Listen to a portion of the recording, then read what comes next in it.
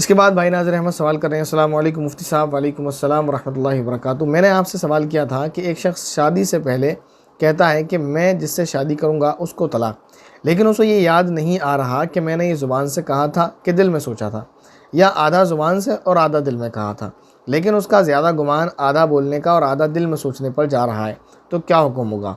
अगर फिर भी तलाक होगी तो क्या जब भी वो शादी करेगा तो 3 तलाक वाक़ई हो जाएंगी? शुक्रिया। देखिए, इस बारे में शायद मुझे याद है उसमें गुमान की बात नहीं थी। पिछला जो कमेंट है या फिर मेरी गलती है, मैं नहीं पढ़ पाया हूँ, तो वहाँ बता दिया अगर किसी ने ऐसा कह दिया कि मेरी बीवी को तलाक, तो तलाक हो जाएगी। अगर उसने एक कहा तो एक या दो कहा, जो वो अल्फाज थे जो पिछले कमेंट बॉक्स में बता दिए गए हैं। यहाँ पर ये कह रहे हैं कि उनको पता नहीं, उसको ये शुबा है कि मैंने पता नहीं दिल में कहा है या ज़ुबान से कहा है। वहाँ भी मैंने ये कहा था कि आपका जो भी मसला है उसे क्लियर लिखें, क्योंकि ऐसा होता है ज़रा से लफ्ज़ के बदलने से ये तलाक और निकाह वाले मसले में थोड़ा मैटर रहता है। तो आप उसे क्लियर लिख कर किसी दारुल इफ्ता में ले जाएं, वो आपको बताएंगे, फिर उस पर अमल करें आप, बस यही आसान तरीक़ा है।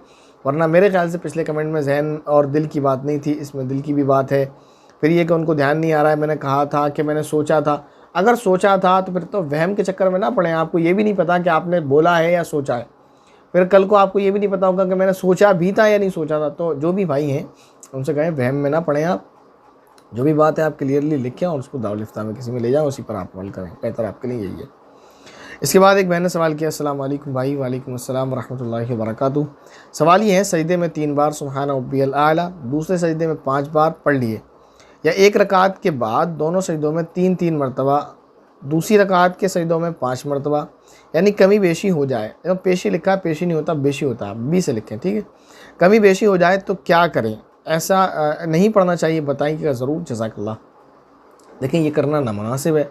आप जैसे पढ़ें तो उसको उसी एतबार से पढ़ें। 5 मरतबा पढ़ें तो 5 मरतबा, 3 मरतबा पढ़ें तो 3 मरतबा, ये बेहतर है। लेकिन अगर कोई कभी 3, कभी 5, कभी 7, कभी 11 पढ़ता है तो ऐसा नहीं है नमाज नहीं होगी, नमाज हो जाएगी। ये सिर्फ बेहतर है कि आप रुकू और सजदे को बराबर रखें। इसके बाद भाई शाहिद जमाल सवाल कर रहे हैं, अस्सलाम वालेकुम मुफ्ती साहब। वालेकुम अस्सलाम व रहमतुल्लाहि व बरकातुहू। कैसे हैं आप? अल्लाह का करम है, दुआएं हैं आपकी, उम्मीद है कि आप अच्छे होंगे। अल्लाह ऐसे ही आपको खुश रखे, आमीन। मुफ्ती साहब, आपसे मेरी एक इल्तिजा है कि हमारे छोटे भाई दोस्त भी हैं हाफिज़ जाबिर साहब, उनके यहाँ पर हाल ही में एक छोटी सी प्यारी सी बेटी पैदा हुई है, वो भी बहुत दुआ के बाद, अल्लाह के करम से।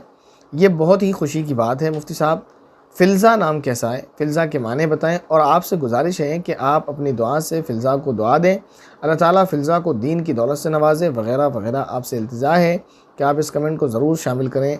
दिल्ली मुस्तफ़ाबाद से मोहम्मद शाहिद जमाल अंसारी। ये तो बहुत ही मुबारक है, और आपके जो भाई हैं हाफिज़ जाबिर साहब, उनको हमारी तरफ से मुबारकबाद पेश कीजिएगा कि अल्लाह ताला ने उनको एक नेमत से नवाजा है, और बहुत बड़ी नेमत है ये। और जैसे आप ख़ुद कह रहे हैं बड़ी दुआओं के बाद, तो ज़ाहिर है उनको इसका बिल्कुल अंदाज़ा होगा कि कितनी बड़ी नेमत उनको मिली है। तो हमारी तरफ से उनके लिए ढेर सारी मुबारकबाद हैं। और फ़िल्ज़ा नाम रखना अच्छा है, आप नाम रख सकते हैं।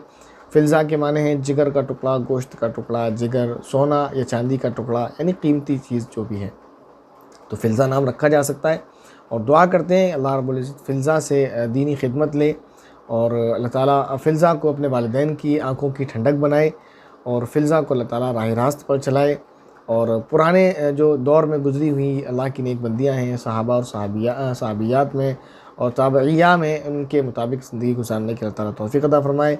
बड़ी होने पर उसको आलिम बनाए, दीन का दाई बनाए। बस यही चंद दुआएँ हैं, और आप भी दुआ करें सभी लोग उसके लिए। इसके बाद उनका दूसरा कमेंट में सवाल है, अस्सलाम वालेकुम मुफ्ती साहब। वालेकुम अस्सलाम व रहमतुल्लाहि व बरकातुहू। आपसे मेरा सवाल है कि इशा की नमाज़ का वक्त कब तक होता है, और अगर इशा की नमाज़ क़ज़ा हो जाए तो तहज्जुद में पढ़ सकते हैं, यानी तहज्जुद की नमाज़ से पहले पढ़ेंगे, और कितनी रकात पढ़ेंगे बताएं। दिल्ली मुस्तफ़ाबाद से मोहम्मद शाहिद जमाल अंसारी। देखें, आपको इशा की नमाज़ के बाद ही तहज्जुद पढ़ना है, हमेशा इशा के पहले नहीं पढ़ना तहज्जुद। एक बात तो आप याद रखें। दूसरी बात यह कि इशा की नमाज़ क़ज़ा कब होती है, तो ये बात याद रखें, जब आपको वक्त का पता होगा जब क़ज़ा होगी। तहज्जुद के वक्त में इशा की नमाज़ क़ज़ा नहीं होती। इशा की नमाज़ का जो वक्त होता है वो सुबह सादिक तक होता है, यानी शहरी के वक्त के ख़त्म हो जाने तक। ये बात ज़रूर है कि इतना लेट करना बिलाउज़र मकरूह है, लेकिन नमाज़ क़ज़ा नहीं होती, नमाज़ बहरहाल अदा ही होती है। तो जब भी पढ़ें आप तहज्जुद में पढ़ें, लेकिन कोशिश ये करें जल्द से जल्द पढ़ें, क्योंकि जितना लेट करेंगे आप फिर उतना गुनाह होगा। तो इशा की नमाज़ का वक्त शुरू होने के बाद जमात के साथ आप नमाज़ पढ़ें, बहुत बेहतर है। अगर नहीं पढ़ सकते तो फिर किसी वजह से रह गई, आप हॉस्पिटल में थे या किसी फंस गए थे, तो फ़ारिग होने के बाद आप जल्द से जल्द इशा की नमाज़ पढ़ें, फिर उसके बाद तहज्जुद की नमाज़ आपको पढ़ना है तो आखिरी वक्त में पढ़ लें या सोने से पहले पढ़ लें, इसकी भी आपको इजाज़त है। और इशा का जो आखिरी वक्त होता है वो होता है सुबह सादिक तक, यानी फ़जर की वक्त के शुरू हो जाने तक, सहरी के वक्त के ख़त्म हो जाने तक।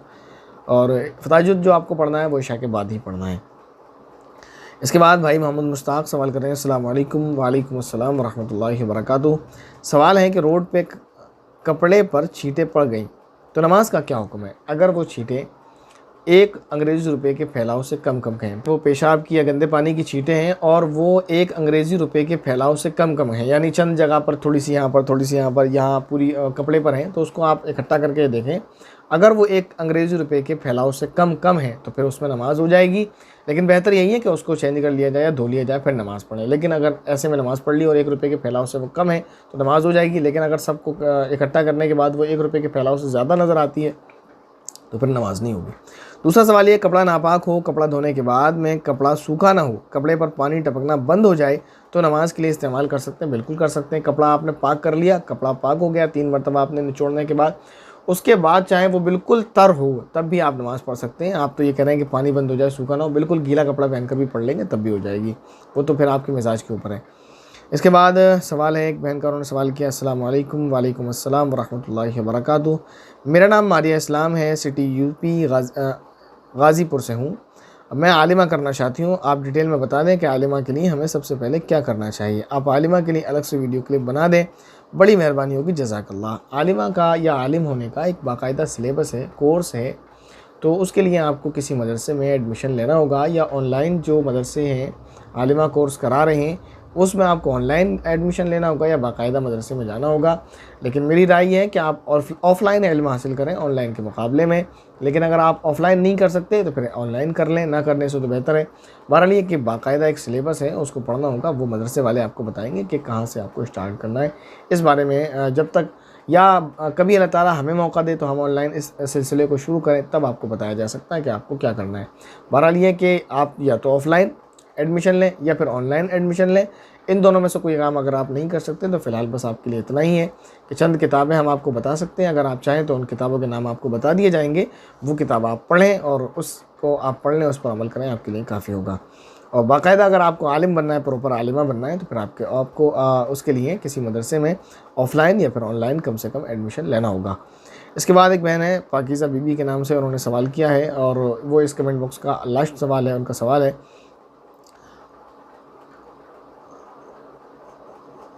अस्सलाम वालेकुम मुफ्ती साहब। वालेकुम अस्सलाम व रहमतुल्लाहि व बरकातुहू। वलीमा देना का जो तरीक़ा, शादी के दूसरे दिन देना चाहिए या 1 हफ़्ते बाद दे सकते हैं? वलीमे का तरीक़ा, वलीमे के लिए शर्त नहीं है कि दूसरे दिन हो या तीसरे दिन हो या हफ़्ते भर बाद हो, वो आपके ऊपर भी डिपेंड करता है। मसलन आप यहाँ से गए हैं, सफ़र ही आपका इतनी दूर था कि आप निकाह के बाद जब लौट कर आ रहे हैं दुल्हन को लेकर तो 3 दिन बाद तो आप घर आए, तो शादी के दूसरे दिन वलीमा कैसे कर लेंगे? आप घर ही आप 3 दिन के बाद लौट कर आ रहे हैं, तो उसका मसला नहीं है। मसला असल ये है, जो वलीमा होगा वो रुखसती के बाद होगा। ऐसा भी हो सकता है आपने निकाह किया सन 2018 में मिसाल के तौर पर, और अब चल रही है 21 और अब तक विदाई नहीं हुई है, तो आप शादी के दूसरे दिन, यानी निकाह जो हुआ आपका 18 में, तो दूसरे दिन वलीमा कैसे कर सकते हैं? आपने किया भी नहीं होगा। तो बहरहाल ये है कि रुखसती के बाद जो है वलीमा किया जाए, यही बेहतर है और यही सुन्नत है। तो रुखसती हो जाए जिस दिन आप दुल्हन को ले आएँ उसके दूसरे दिन वलीमा कर लें। अगर कभी ऐसा होता है मैरिज होम आपको खाली नहीं मिला, आपके पास जगह नहीं है, बहरहाल वैसे तो ज़रूरी नहीं है कि आप मैरिज होम ही करें, आप घर में कर सकते हैं, कहीं भी कर सकते हैं। आपको जगह नहीं मिली, बारिश हो गई, XYZ कोई भी वजह हुई जिसकी वजह से आप वलीमा नहीं कर पाए, तो 1 दिन, 2 दिन, हफ्ता, 10 दिन, 15 दिन, जब तक आप नहीं कर पा रहे कोई बात नहीं, जब आप कर लें तब आप कर सकते हैं। बहरहाल ये कि रुखसती के बाद जितना जल्दी हो सके आप वलीमा करें। आपको अल्लाह ताला ने एक नेमत से नवाजा, उसके शुक्राने के तौर पर और शुक्रिया के तौर पर भी लोगों को दावत करें। उसमें अमीर, गरीब, रिश्तेदार, गैर रिश्तेदार, जो जिसको आप बुलाना चाहें बुलाएं। उम्मीद है जो सवालात आपके लिए गए और जो जवाबात आपको दिए गए वो आपको समझ आए होंगे। किसी का कोई सवाल अगर रह गया है तो वो कमेंट करें, इंशाल्लाह उसको नेक्स्ट कमेंट बॉक्स में ले लिया जाएगा। और अगर कोई डाउट है, कोई जहन में कोई सवाल है तो उसे भी कमेंट कीजिएगा, इंशाल्लाह उसको भी हल करने की कोशिश ज़रूर की जाएगी। अस्सलामु अलैकुम व रहमतुल्लाहि व बरकातुहू।